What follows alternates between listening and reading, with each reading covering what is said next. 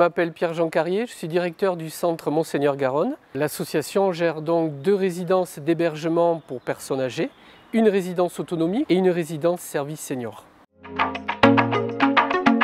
Ce texte du pape François qui a été diffusé à l'occasion de la 2e journée mondiale des personnes âgées et des grands-parents nous a particulièrement réjouis parce qu'il porte un nouveau regard, ou en tout cas un regard différencié sur les personnes âgées par rapport à la culture dominante, en valorisant le rôle, la vocation et la mission propre qui peut être reconnue aux personnes âgées aujourd'hui.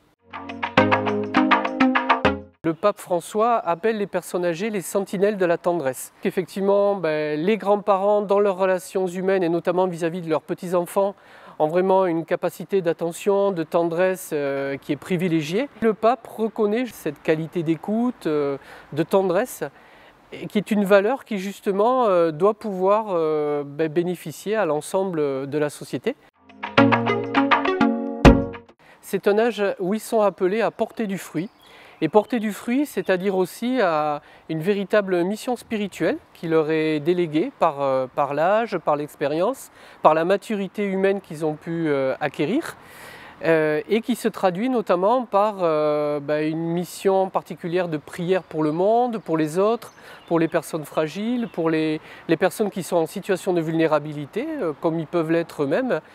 Une mission aussi de participation renouvelée à la vie liturgique, de partage de la parole. Il y a vraiment une mission spirituelle propre qui leur est dévolue et qui en font des sentinelles aussi pour notre monde au niveau spirituel.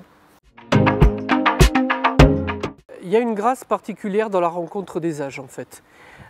Effectivement, là aussi, c'est une invitation à décloisonner les catégories souvent sociales où on met les jeunes d'un côté, on met les personnes âgées de l'autre, etc.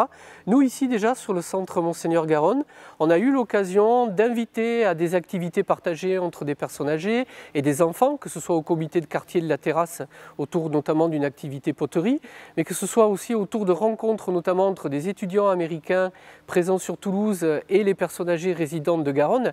Et on voit tout l'enthousiasme que ça peut susciter.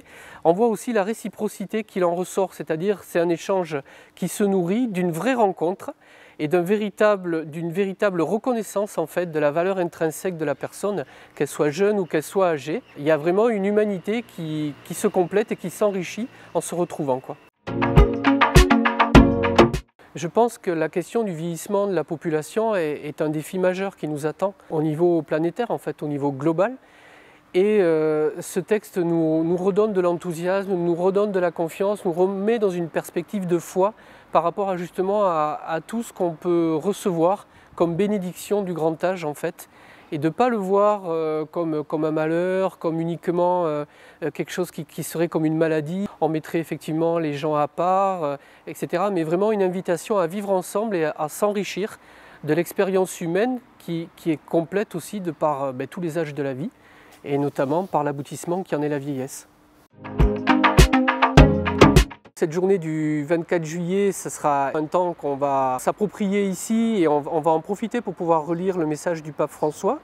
C'est un message d'espérance, c'est comme ça qu'effectivement il est reçu par les personnes âgées et en particulier par nos résidents.